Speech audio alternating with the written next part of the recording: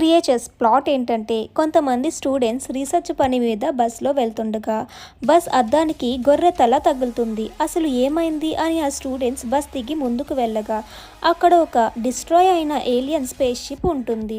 ఆ స్పేస్ షిప్లో మంకీలా ఉండే ఒక క్రియేచర్ దొరుకుతుంది. చుట్టుపక్కల చనిపోయిన గొర్రెలుంటాయి. అసలు ఈ ప్లేస్లో ఏం జరిగింది అని ఈ స్టూడెంట్స్ ఆలోచిస్తుండగా క్రమంలో ఇన్ఫెక్టెడ్ అయిన కొంతమంది జాంబీస్ ఈ స్టూడెంట్స్ పై అటాక్ చేయగా అక్కడి నుంచి ఎలా తప్పించుకున్నారు అనేది మిగిలిన కథ. ఇక సినిమా చూడొచ్చా అంటే వద్దు, అస్సలు చూడకండి, మీ గురించే చెప్తున్నా.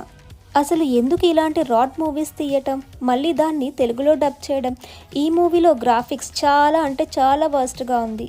Direction worst, screen play worst, అసలు మూవీనే వర్స్ట్. ఈ మూవీ గురించి ఎంత తక్కువ మాట్లాడుకుంటే అంత మంచిది. న్యూడ్ సీన్స్ అయితే ఏమీ లేవు, ఫ్యామిలీతో చూడొచ్చు, కానీ చూడకండి, ఎందుకులే వాళ్ళని ఇబ్బంది పెట్టడం. ఈ మూవీ చూడాలనుకునే వాళ్ళు ఉంటే మానుకోండి. ఈ cinema run time 1 hour 40 minutes ఉంటుంది. ఈ సినిమాకి నా రేటింగ్ 1/5. మరెన్నో మూవీ రివ్యూస్ కోసం మా ఛానల్ని సబ్స్క్రైబ్ చేసుకోండి, లైక్ చేయడం మర్చిపోకండి. జై హింద్.